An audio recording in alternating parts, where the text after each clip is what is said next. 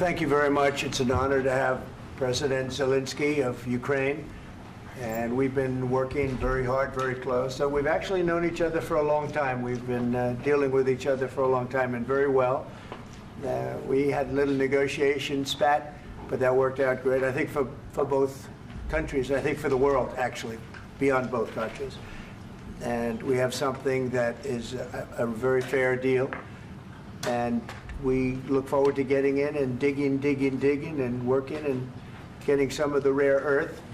But it means we're going to be inside, and it's a big commitment from the United States, and we appreciate working with you very much.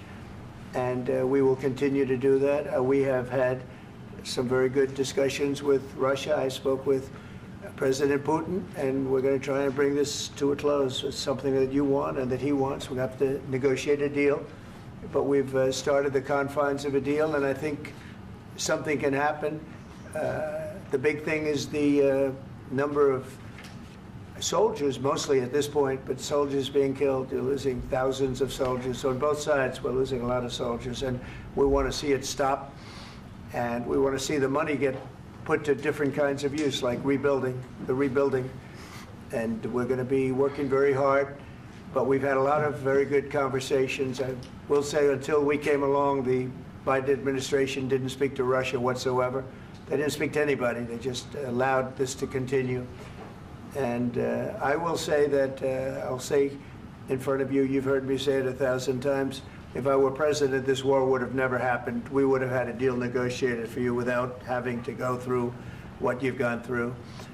But your soldiers have been unbelievably brave. We've given them great equipment, but somebody has to use the equipment. They've been unbelievably brave, and we give them great credit. This was supposed to be over very quickly, and here we are 3 years later.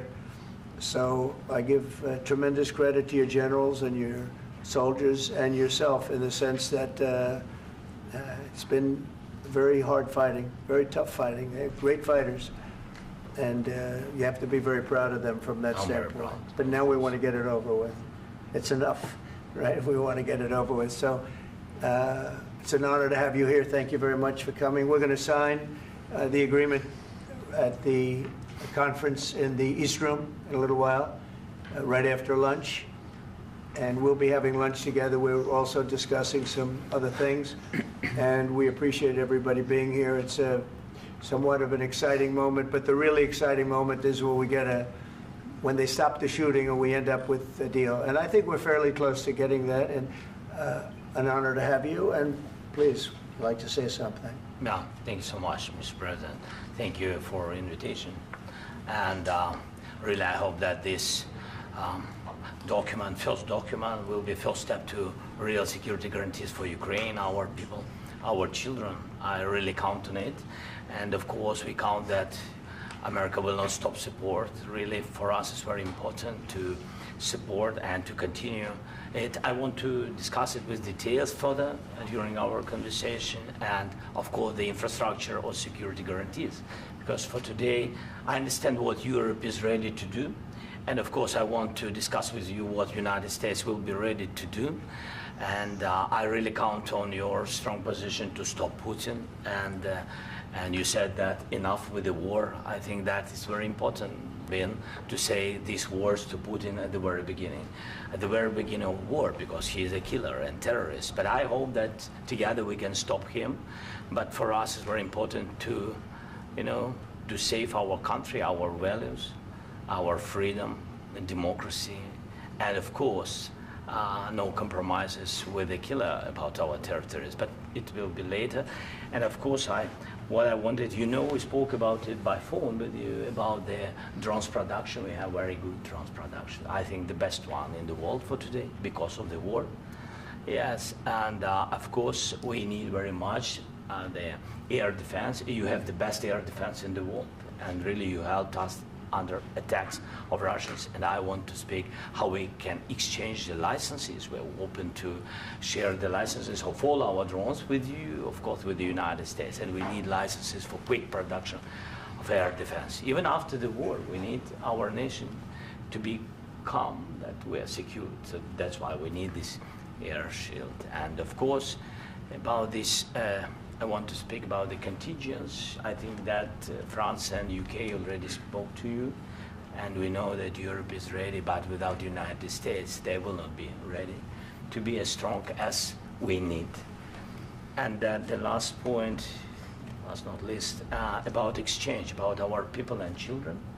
And you know that these crazy Russians, that they stolen 20,000 of children, Ukrainian children. They changed their names, they changed their families, relatives, and now they're in Russia. We want to bring them back, and really, it's a big dream, task, and goal for me, and our warriors. By the way, Mr. President, we exchanged, released more than 4,000 warriors from Russian prison, but there are thousands more in the prison. I wanted to share with you some images. How it's. I've just can I now? Yeah, Have I? please. One minute. Just you to understand in what circumstances, in what situation they are, and what the attitude of Russia to our prisoners. That guys, just you before and after. And you see before and after, just you to understand. Now thousands of such guys, ladies and men, there, and that, so they don't eat, they beat them, and they, they do a lot of bad things. So out of, even during the war, there are rules. Everybody knows there are rules during the war. So these guys, they don't have any rules. You see that 50, 60 kilograms left, and a lot of such things. And I didn't want to show you what the changes with images of children, because I will just share with you. And I mean, it's looking tragic. Yep, that's tough stuff. Yeah, I wanted very much to give you, and you see. Yeah. This is pastor, by the way. They stolen pastors because it's not Russian church. They stolen pastors and moved pastors to the prison. At the end of last year, we brought 3 pastors, and we could exchange them. And this is pastor, you see. Yeah, that's tough. Yeah. So I mean, this I wanted to show you, and this. So thank you very much. We want to get that ended, right? Yeah. Of course, we And want. I think we will. And We have to, of course. do you have any questions, please? Mr. President, thank you, Mr. President. With how much money is the U.S. going to put into the fund that is being created today, and how does this provide long-term security for Ukraine? Well, we don't know exactly how much, because we're going to be putting some money in a fund that we're going to get from the raw earth that we're going to be taking and sharing in terms of revenue. So it's going to be a lot of money will be made from the sale and from the use of raw earth. And as you know, our country doesn't have much raw earth. We have a lot of oil and gas, but we don't have a lot of the raw earth. And what we do have is protected by the environmentalists, but that can be unprotected, but still it's not very much. They have among the best in the world in terms of raw earth. So we're going to be using that, using it for all of the things we do, including AI and including weapons and the military, and it's really going to very much satisfy our needs. So it's something that just worked out really well. We have a lot of oil, and we have a lot of gas, but we don't have raw earth. So this has just about every component of the raw earth that we need for computers, for all of the things we do. This puts us in great shape. And on long-term security for Ukraine, how does this provide it? I think they're going to have great luck. I think once we make the agreement, that's going to be 95% of it. They're not going to go back to fighting. I've spoken with President Putin, and I feel very strong. I've known him for a long time, and I feel very strongly that they're very serious about it, and we'll make a deal. And when the deal is made, I don't think, we talk about security. Everyone's talking about the other day, all they talked about was security. I said, let me make the deal first. I have to make the deal first. I don't worry about security right now. We have to have a deal, because right now, last week, 2,000 soldiers died on both sides. 2,000, and they're losing 1,000, 2,000, 3,000 a week. So as we sit here and we talk, people are getting shot and dying on the battlefield. And you know, they're not American soldiers, but they're Russian soldiers and they're Ukrainian soldiers, and we want to be able to stop it. And we want to be able also to spend money on other things. We don't want to, this is a tremendous amount of money. And what the Biden administration did was terrible. They were giving money, but he had no security on the money. Europe, as you know, gave much less money, but they had security. It was in the form of a loan. They get their money back, and we didn't. And now, at least we're protected because the American taxpayer has to be protected too. But this is an incredible agreement for Ukraine because we have a big investment in their country now, and what they have, very few people have. And we're able to really go forward with very, very high-tech things and many other things, including weaponry that we're going to use in many locations, but that we need for our country. Mr. President, This allows us to do that. will you continue I'm sorry. sending military aid? Yes, go ahead, please. If I can just, yes. In the document, there is one of the very important points. If we speak about business and investment, we never had LNG terminals in Ukraine. This document will open. I mean, the next documents, but anyway, here we see in the framework, we see really goodwill for this. LNG terminals for us is very important, and I think for security of European continent. We have the biggest storage, gas storage. We have the biggest in Europe. Yes, yes, and we can use it. Use it for LNG. Use it for LNG, and we will do it. And really, we can help Europe because Europe really helped. President Trump said that they made less support, but they are our friends, and they are our very supportive partners. They really gave a lot, Mr. President. They did. They gave a lot, but they gave much less. No. Much less. No. No. No, not you. No. Okay. Okay.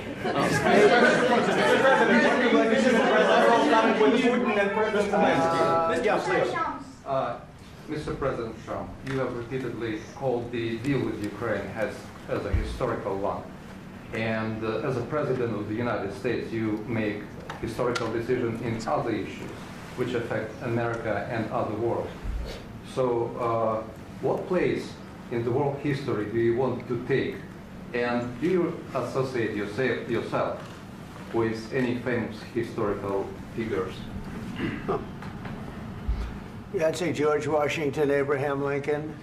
I would say I'm far superior to George Washington and Abraham Lincoln. Now, you know I'm only kidding, right? Because when I say that, the fake news is going to go wild. They're going to say he considers himself to be better than Washington. But you never know. You never know.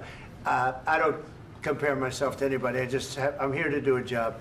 We've had a great 35 days or whatever it might be, a month, a little more than a month. We've accomplished tremendous amounts. Not only this would be a very great achievement if we could get the war stopped and get them back to normalization. I think that's going to happen. We've had very good talks on both sides, as you know. But I think we've done a very good job, just generally. If you look at all of the things we've done in 30 days, they're saying there's never been a opening for a president. The first month, there's never been a first month like we've had. And this is one of the very important things. This, to me, is one of the most important things because we have tremendous death taking place as we speak, and I don't want to have that. You know, think of the parents, whether they're in Russia or Ukraine, think of the parents of all these people being killed needlessly. They came to our territory. Should have never started. This would have, if I were president, this would have never started. Mr. President, where and how do you envision, Mr. President, will you continue sending military aid to Ukraine after the U.S. signs this agreement with Ukraine? Yeah, we're going to be question continuing. to President Zelensky, do you feel like the U.S. is on your side, that President Trump is on your side at this moment? Right. What do you think? He wants to know, do you think that, sort of a stupid question. I guess we wouldn't be here if I wasn't. I think that the United States on our side from the very beginning of occupation, and I think that President Trump on our side, and of course, I'm sure that the United States President will not stop support. This is crucial for us. It's important for us. Yes. And Putin, the president speaks about the people and the soldiers which are dying, but they came to our territory, they came to our land. They began this war, and they have to stop. And I think this is the question, with really the most important question. Can President Trump, I hope yes, with some other allies, to stop Putin, withdraw these enemies, our enemy, withdraw these troops from our land? And I think that you asked about the history, I think that if President, or when, he will stop Putin, if President Trump will bring peace to our country, I think he will be on this wall. I think. We've had very, very good talks. What about military aid to Ukraine? President Zelensky just said that there will be no compromises with Vladimir Putin. I just wanted to ask both of you, firstly, are there compromises that you think that President Zelensky is going to have to make? And President Zelensky, is there anything that you might be thinking that you may be able to offer or bring to the table, for example, elections? Thank you. I think you're going to have to always make compromises. You can't do any deals without compromises. So certainly he's going to have to make some compromises, but hopefully they won't be as big as some people think you're going to have to make. That's all. That's all we can do. I'm here as an arbitrator, as a mediator to a certain extent between two parties that have been very hostile, to put it mildly. They've been very hostile. There's been a vicious war. There's been a vicious war. You know, it's a very level battlefield, and those bullets go out, and as I've said many times, we were talking about it with Pete, many times the only thing stopping those bullets is a human body. And in the case we're talking about, generally young human bodies are stopping a lot of bullets. It's dead level. That's why it's great farmland. It's great land. It's great farmland, but there's very little protection against the bullets that are being, and other things that are being shot. So all I can do is see if I can get everybody at the table and get an agreement. And I think we're going to end up with an agreement. Otherwise, I wouldn't probably be even here today. Mr. President, I've got two questions for you. You think ultimately your legacy will be the peacemaker and not the president that led this country into another war and ended foreign wars? And I've got a question. I hope it will. I mean, I hope I'm going to be remembered as a peacemaker. This would be a great thing if we could do this. I'm doing this to save lives more than anything else. Second is to save a lot of money, but I consider that to be far less important. So I hope I'm going to, thank you, Brian, for that question. It was a nice question. I hope I'll be known and recognized as a peacemaker. This would be a great thing to solve. This is a very dangerous situation. You know, this could lead to a third world war. This was headed in the wrong direction. If this election were lost, if we didn't win this election, and we won it by a lot, that was a mandate. We won every swing state. We won the popular vote by millions and millions of votes. We won everything. The districts, you look at the areas of red, take a look at a map. This was a big mandate, and this was one of the things I said, we're going to get this thing settled. If we didn't win, I think this could have very well ended up in a third world war, and that would not have been a good situation. What was your second question? And my second question for President Zelensky, why don't you wear a suit? You're at the highest, why don't you wear a suit? You're at the highest level in this country's office, and you refuse to wear a suit. Just want to see if do you own a suit? Yeah, problems. A lot of Americans have problems with you not respecting the dignity of this office. I will wear a costume after this war will finish. Okay. Yes, maybe one. Maybe something like this. Something like yours. Yes. That'd be great. Maybe something better. I don't know. We will see. Maybe something cheaper than. Yeah. Thank you. Thank you. President Trump. Thank you, President Trump. You said yesterday that you have. Are you going to send more arms to Ukraine in case there's no peace? Yeah, we're going to have arms to Ukraine, yeah, sure. Hopefully I won't have to send very much, because hopefully we're going to have it finished. We're looking forward to finishing this quickly. We're not looking forward to sending a lot of arms. We're looking forward to getting the war finished so we can do other things. But we very much appreciate the agreement, because we needed what they had, and we're treating, you know, our country is now treated fairly. Biden didn't do that. He didn't know what the hell he was doing. This should have never happened. This should have never started. But you know, sure, the answer is yes, but hopefully we won't have to send much, because I'm looking forward to getting it done quickly, very quickly. Does that mean you'll provide security guarantees, Mr. President? I don't want to talk about security yet, because I want to get the deal done. You know, you fall into the same trap like everybody else. A million times you say it over and over. I want to get the deal done. Security is so easy. That's about 2% of the problem. I'm not worried about security. I'm worried about getting the deal done. The security is the easy part. Security is very nice. Everybody stopped shooting. And now will Europe put people there? I know France is going to. I know the UK is going to. I know other countries are going to, and they happen to be right next door. We haven't committed, but we could conceivably. You know, we have security in a different form. We'll have workers there digging, taking the raw earth so that we can create a lot of great product in this country. So in that sense, you have something, but we haven't determined that yet. I will say, in speaking to France and in speaking to, and they were here, as you know, last week and just the other day, they have committed to a lot of security.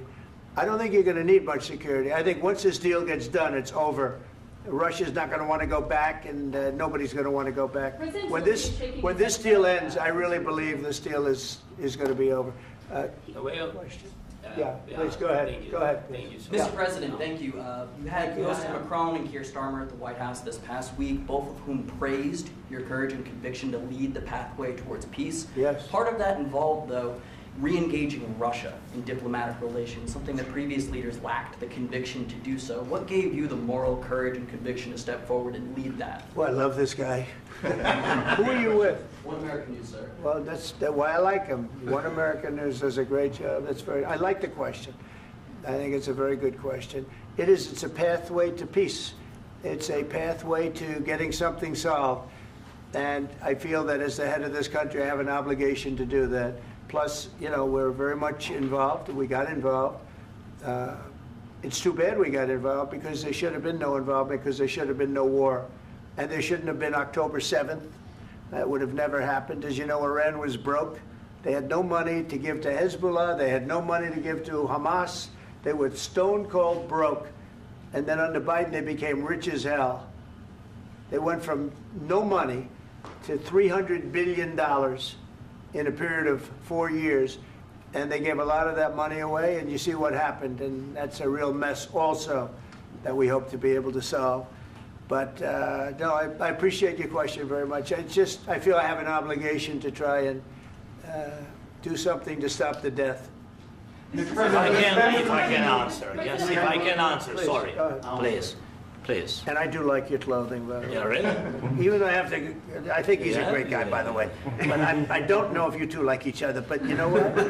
I think he's dressed. I like this guy. I don't know I think him. he's dressed beautifully. So I have more serious things than answer on such Yeah, questions. sure, that's I will okay. answer on more serious That's a good questions if I statement. can. Yeah, that's good. Yeah, so please, about security guarantees and about just ceasefire. We can't just speak about ceasefire and speak. It will not work. Just ceasefire will never work, because I'm like a president. I have this experience, and not only me. Ukraine before my presidency, from the 2014, Putin broken 25 times. 25 times he broken his own signature. 25 times he broken ceasefire. But he never broke to me. He never broke to me. No, you were the president. You were the president during. He never broke to me. In 2016, you've been the president, Mr. President. You've been the president, but he had, of course, not with you, but he had during those periods. He had conversations with our side, and we had Normandy format. You know, the France, Germany, Ukraine, and Russia, and he broken 25 times. That's why we will never accept just ceasefire. It will not work without security guarantees. Security guarantees, maybe President is right about this document and other, but this document is not enough. Strong army is enough, because his soldiers afraid, Putin's soldiers afraid of our soldiers when we're strong enough. If we are not strong enough, if we are empty, if our storage is empty, we can't defend our land. Today, you know, he knows that we have all the world knows that we have meeting, yes? Why he's using ballistic? Putin today using ballistic on our hospitals, schools, and etc. Ballistic. So he knows that we are here and that President Trump is really have goodwill to stop this war. And you hear now the president. So why he's using? So he doesn't want to stop. He doesn't want. But I hope that we will do it. Really, we'll do it. Security. When we speak about security guarantees, when the Europeans are ready for contingents, they need USA backstop. If there will not be United States, we will not never have any contingents, strong contingents from the Europeans, because they don't want to divide alliance connection between the United States and the main and strongest ally and Europeans. And this is crucial, this is important. That's what we want to speak about very much. This is very important. And air defense. So air defense, really, we have big deficit with all these systems, and we need to provide this. We need it very much. Otherwise, Putin will never stop, and will go further and further. He doesn't want. He hates us, you know? It's not about me. He hates Ukrainians. He thinks that we are not a nation. He thinks, and he shared these thoughts, I think maybe with your team also, I don't know. But with all the Europeans, in media, officially and not, he always said that there is no such country, such nation, such language, and such life like Ukrainian. No, he really doesn't respect all the Ukrainians, and he wants to destroy us. And you are right, Mr. President, that's 2%. This document, maybe other documents, it's a very good start, very good, but it will not enough to stop this person. Should Russia pay to rebuild Ukraine? Mr. President, after these Should Russia pay to rebuild Ukraine? They have to pay. This question you This didn't is like the rule. because This is the rule of because the war. I'm This is sorry. the rule of the war. During all the centuries, all the history, this is the rule of the war. Who began, those pay. Do you agree This with is the that? rule. Putin began this war. He has to pay all money for innovation. He has to pay. Of course, some Russian assets, what we have in Europe, about 300 billion, we can use them. We can use for innovation and buy military support from the United States also. We can do it, but it's not enough. It's not enough. President, under these circumstances, do you envision a trilateral summit with Putin and President Zelensky? Wait, 1 second. I asked this question that you didn't like because I wanted to know if you want to position yourself in the middle between Russia and Yes. Ukraine or on the Ukraine side. No, I'm in the middle. I want to solve this thing. I'm for both. I want to get it solved.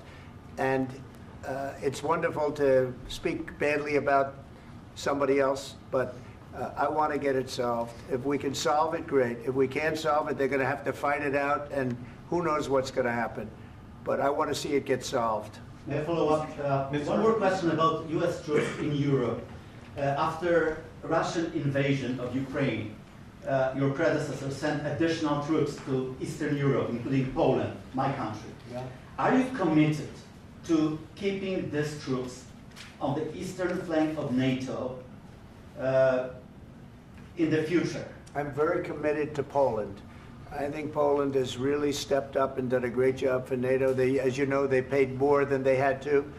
They are one of the finest groups of people I've ever known. I'm very committed to Poland. What about Baltics? Poland's in a tough neighborhood, you know. What about the Baltics? The Baltics, they got a lot of, it's a tough neighborhood too, but we're committed. We're going to be very committed, and we're committed to NATO. But NATO has to step up, and the Europeans have to step up more than they have. And I want to see them equalize, because they are in for far less than we're in, and they should be at least equal. You understand that?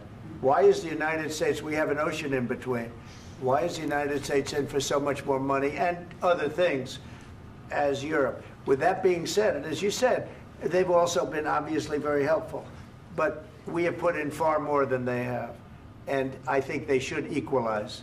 Mr. President, Please, go ahead. Can I ask you about the agreement again today? What changed between the first time that Secretary Bessent gave President Zelensky the agreement and today for the signing? We made a deal.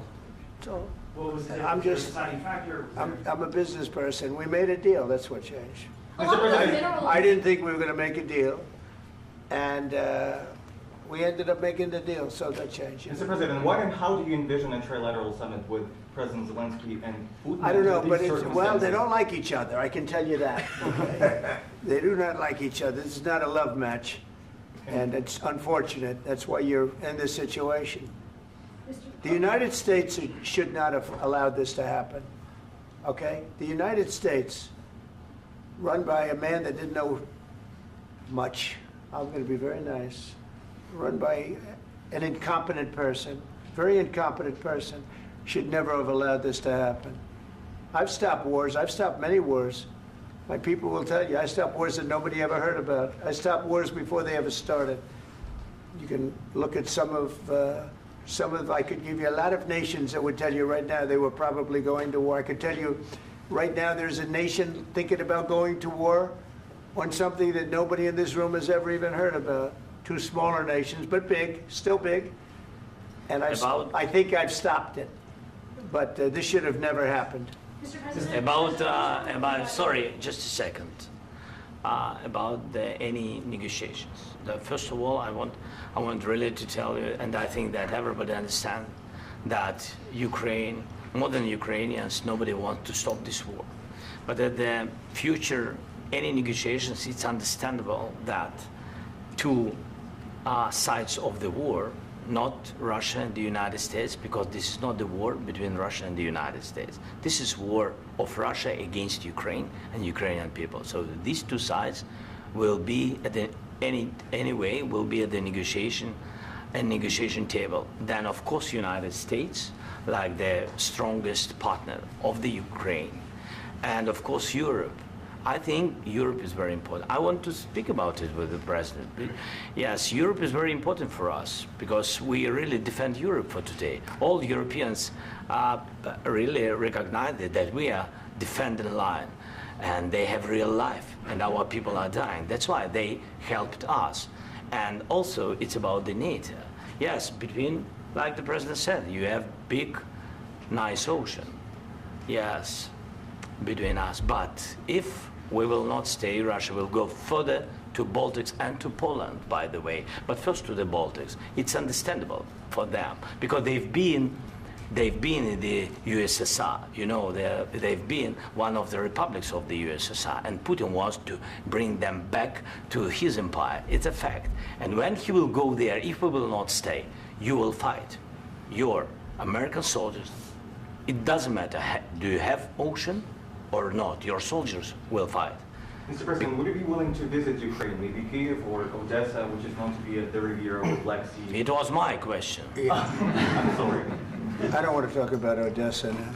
Let's not talk about Odessa. I want to talk about making a deal, getting peace. We don't have to talk about Odessa, but a lot of cities have been destroyed. A lot of cities that are not recognizable. There's not a building standing. No, and a lot of things Mr. President, you have to come and to look. No. We have very good cities. Yes, a lot of things have been destroyed, but mostly cities alive, and people work, and children go to school. Sometimes it's very difficult. Sometimes closer to front line, children have to go to underground schools or online, but we live. Ukraine is fighting, and Ukraine lives. This is very important. And maybe it's Putin is sharing this information that he destroyed us. No, he lost 700,000 people, 700,000 soldiers. He lost everything. Yes. So. Mr. President, one more. I mentioned Poland. Please go ahead. When did you last speak with President Putin, and what did he say that? A couple of days ago. And what did he tell you that gave you the assurance that he wanted peace? Well, that's what I do. My whole life is deals. I know pretty good. And I've known him for a long time. I've dealt with him for a long time. He had to suffer through the Russia hoax. You know, Russia was a hoax. It was all Biden. It was nothing to do with him. So he had to suffer through that, and he was able to do that. I think that he wants to make a deal, and he'd like to see it end. That's all I do. That's what I do. My whole life, that's what I do, is make deals. And I'm in the middle of a mess, because this is a real mess. It's a very dangerous one. If this doesn't get solved now, it's not going to get solved for a long time. So I hope we're going to get it solved. In the back, please. Thank you, Mr. President. Prime Minister Starmer claimed repeatedly that his government believes in free speech and was not engaged in censorship. But his country's government arrests people for memes and thought crimes, and even more worrisome is pressuring American companies to censor Americans on its behalf.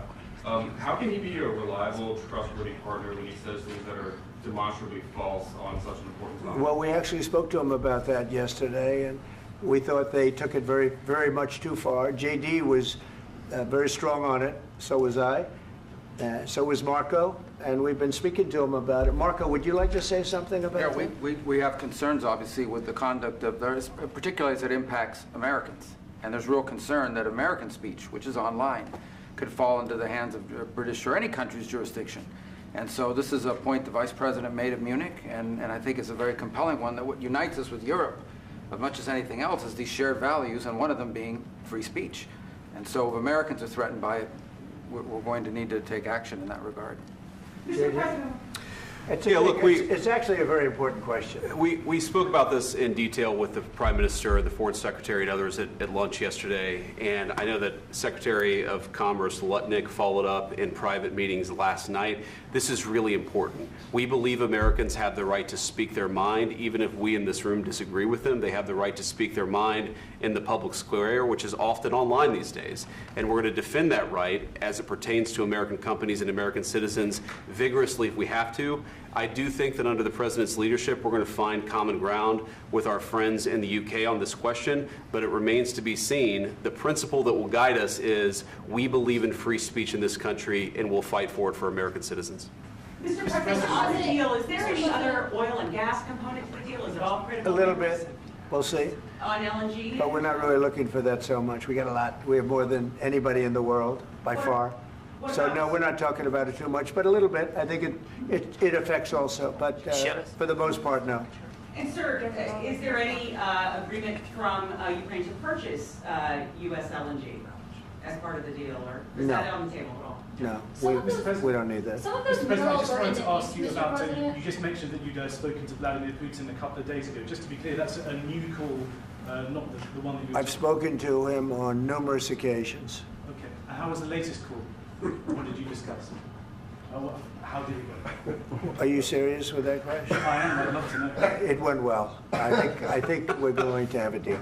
On the minerals deal, Mr. President, some of those minerals are in the east of Ukraine, not far from the front lines and in areas that Russia has occupied. Will you direct President Putin to withdraw his forces from those areas if there's U.S. interest? Well, we'll take a look at the time. We have a lot of area. It's a very big area we're talking about, so we'll take a look. I'll study that, and I'll see. And who would protect those minerals if they are U.S. interests? Would that be Ukrainian forces? They'll be protected. The agreement will protect them. U.S. The agreement, yeah, we're signing an agreement. Right, but what if Russia tries to invade or there's Russian aggression in those spots? I just told you, I don't think that's going to happen. And if that were going to happen, I wouldn't make a deal. If I thought that was going to happen, I wouldn't make a deal. Some people may wonder why. You know, they ought to focus on CNN on survival, not asking me these ridiculous questions.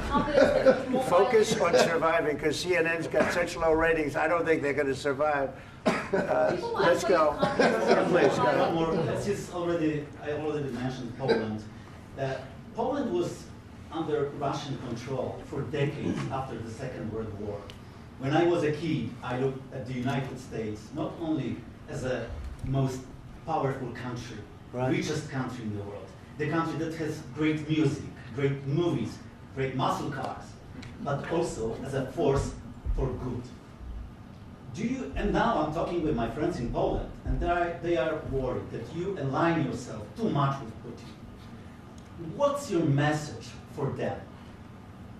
Well, if I didn't align myself with both of them, you'd never have a deal. You want me to say really terrible things about Putin and then say, "Hi, Vladimir, how are we doing on the deal?" That doesn't work that way. I'm not aligned with Putin. I'm not aligned with anybody. I'm aligned with the United States of America and for the good of the world. I'm aligned with the world. And I want to get this thing over with. You see the hatred he's got for Putin. It's very tough for me to make a deal with that kind of hate. He's got tremendous hatred. And I understand that, but I can tell you the other side isn't exactly in love with, him either. So it's not a question of alignment. I'm aligned with the world. I want to get the thing set. I'm aligned with Europe. I want to see if we can get this thing done. You want me to be tough? I could be tougher than any human being you've ever seen. I'd be so tough. But you're never going to get a deal that way, so that's the way it goes. All right, one more question. Hey, I want to respond to this. So look, for 4 years in the United States of America, we had a president who stood up at press conferences and talked tough about Vladimir Putin, and then Putin invaded Ukraine and destroyed a significant chunk of the country. The path to peace and the path to prosperity is maybe engaging in diplomacy. We tried the pathway of Joe Biden of thumping our chest and pretending that the President of the United States' words mattered more than the President of the United States' actions. What makes America a good country is America engaging in diplomacy. That's what President Trump is doing. Can I ask you? Sure. Yeah? Yeah. Okay. So he occupied our parts, big parts of Ukraine, part of East and Crimea. So he occupied it on 2014. So during a lot of years, so I'm not speaking about just Biden, but those time was Obama, then President Obama, then President Trump, then President Biden, now President Trump, and God bless, now President Trump will stop him. But during 2014, nobody stopped him. He just occupied and took. He killed people. You know what the contact line? 2015. 2014 2014. and 2015. 2014. Yeah. So I was not here. Yeah, but that's exactly right. Yes, but during 2014 till 2022, yeah, the situation the same. The people have been dying on the contact line. Nobody stopped him. You know that we had conversations with him, a lot of conversation, my bilateral conversation, and we signed with him, me, like a new president. In 2019, I signed with him the deal. I signed with him, Macron and Merkel, we signed ceasefire. Ceasefire. All of them told me that he will never go. We signed him with gas contract. Gas contract. Yes, but after that, he broken this ceasefire. He killed our people and he didn't exchange prisoners. We signed the exchange of prisoners, but he didn't do it. What kind of diplomacy, JD, you are speaking about? What do you mean? I'm talking about the kind of diplomacy that's going to end the destruction of your country. Yes, but if you Mr. President, with respect, I think it's disrespectful for you to come into the Oval Office and try to litigate this in front of the American media. Right now, you guys are going around and forcing conscripts to the front lines because you have manpower problems. You should be thanking the President for trying to bring an end to this conflict. Have you ever been to Ukraine that you say what problems we have? I have been to. Come once. I've actually watched and seen the stories, and I know what happens is you bring them on a propaganda tour, Mr. President. Do you disagree that you've had problems bringing people into your military? And do you think that it's respectful to come to the Oval Office of the United States of America and attack the administration that is trying to prevent the destruction of your country? A lot of questions. Let's start from the beginning. Sure. First of all, during the war, everybody has problems, even you, but you have nice ocean and don't feel now, but you will feel it in the future. God bless. You don't know that. God bless. You God bless. You will not have a war. Don't tell us what we're going to feel. We're trying to solve a problem. Don't tell us what we're going to feel. I'm not telling you. Because you're in no position to dictate that. That's exactly what you're doing. You're in no position to dictate what we're going to feel. We're going to feel very good. You will feel influence. We're going to feel very good and very strong. You will feel influence. You're right now not in a very good position. You've allowed yourself to be in a very bad position, and he happens to be right about it. From the very beginning of the war. You're not in a good position. You don't have the cards right now. With us, you start having cards. Right now, you don't. You're playing cards. You're playing cards. You're gambling with the lives of millions of people. You're gambling with World War III. You're gambling with World War III. And what you're doing is very disrespectful to the country, this country. That's back to you. Far more than a lot of people said they should have. Have you said thank you once? This entire meeting? No, in this entire meeting, have you said thank you? You went to Pennsylvania and campaigned for the opposition in October. Offer some words of appreciation for the United States of America and the president who's trying to save your country. Please, you think that if you will speak very loudly about the war, you can... He's not speaking loudly. He's not speaking loudly. Your country's in big trouble. Can I Wait a answer? minute. No. Can You've I done a lot answer? of talking. Your country is in big trouble. I know. You're not I winning. know. You're not winning this. You have a damn good chance of coming out okay because of us. Mr. President, we are staying in our country, staying strong from the very beginning of the war. We've been alone, and we are thankful. I said thanks You haven't in been this alone. cabinet, You and haven't not been only alone. in this cabinet. We gave you, through I this said stupid thank you. president, $350 billion. You voted We gave for you your military president. equipment, You and you voted men for are your brave, president. but they had to use our military. What about West? If you didn't have You our invited military me- equipment, You invited if me you to didn't speak. have our military equipment, this war would have been over in 2 weeks. In 3 days, I heard it from Putin. In 3 days, this is something Maybe new. less. In 2 weeks, of course, yes. It's going to be a very hard thing to do business like this. I Again, tell you. just say thank you. I said a lot of times that there, thank you accept to that- American people. Accept that there are disagreements, and let's go litigate those disagreements rather than trying to fight it out in the American media when you're wrong. We know that you're wrong. But you see, I think it's good for the American people to see what's going on. I understand, sir. I think it's I very understand. important. That's why I kept this going so long. You have to be thankful.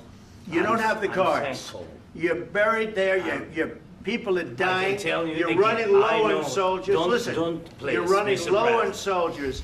It would be a damn good thing. Mr. And then President. then you tell us, I don't want a ceasefire. I don't want a ceasefire. I want to go and I want this. Look, if you could get a ceasefire right now, I tell you, you take it so the bullets stop flying and your men stop getting killed. Of course, we want to stop the war. But you're I saying said- you don't want a ceasefire. But I said to you, I want a with ceasefire. guarantees. Because you'll get a ceasefire faster than an agreement. Ask our people about ceasefire, what they think.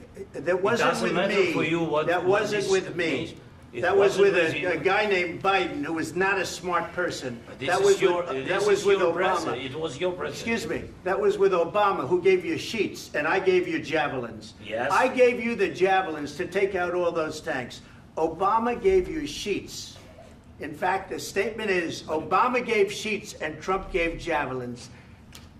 You got to be more thankful, because let me tell you, you don't have the cards. With us, you have the cards. But without us, you don't have any cards. One more question to Mr. Vice President. I'm sorry. It's going to be a tough deal to make, Um, because the attitudes have to change. What if Russia breaks ceasefire? What if Russia breaks peace talks? What do you do then?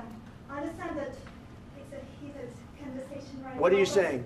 what She's if asking, Russia- what if Russia Putin breaks the ceasefire? What if anything? What if a bomb drops on your head right now? But they have Okay? broken What if they ceasefire broke it? many I don't know. They broke it with Biden, because Biden, they didn't respect him. They didn't respect Obama. They respect me. Let me tell you, Putin went through a hell of a lot with me. He went through a phony witch hunt where they used him and Russia. Russia. You ever hear of that deal? That was a phony Hunter Biden, Joe Biden scam. Hillary Clinton, Shifty Adam Schiff. It was a Democrat scam. And he had to go through that. And he did go through it. We didn't end up in a war. And he went through it. He was accused of all that stuff. He had nothing to do with it. It came out of Hunter Biden's bathroom. It came out of Hunter Biden's bedroom. It was disgusting. And then they said, oh, the laptop from hell was made by Russia. The 51 agents. The whole thing was a scam. And he had to put up with that. He was being accused of all that stuff. All I can say is this. He might have broken deals with Obama and Bush, and he might have broken them with Biden. He did, maybe. Maybe he didn't. I don't know what happened. But he didn't break them with me. He wants to make a deal. I don't know if you can make a deal. The problem is, I've empowered you to be a tough guy. And I don't think you'd be a tough guy without the United States. And your people are very brave. But you're either going to make a deal or we're out. And if we're out, you'll fight it out. I don't think it's going to be pretty, but you'll fight it out. But you don't have the cards. But once we sign that deal, you're in a much better position. But you're not acting at all thankful. And that's not a nice thing. I'll be honest, that's not a nice thing. All right, I think we've seen enough. What do you think? Huh? This is going to be great television, I will say that. All right. We'll see what we can do about putting it together. Thanks. And I need the back of Can you start negotiate, given that? We'll see, I don't know. All right, guys, come on. Wait. Hey, control. Right, go. Guys, come on, let's move, please.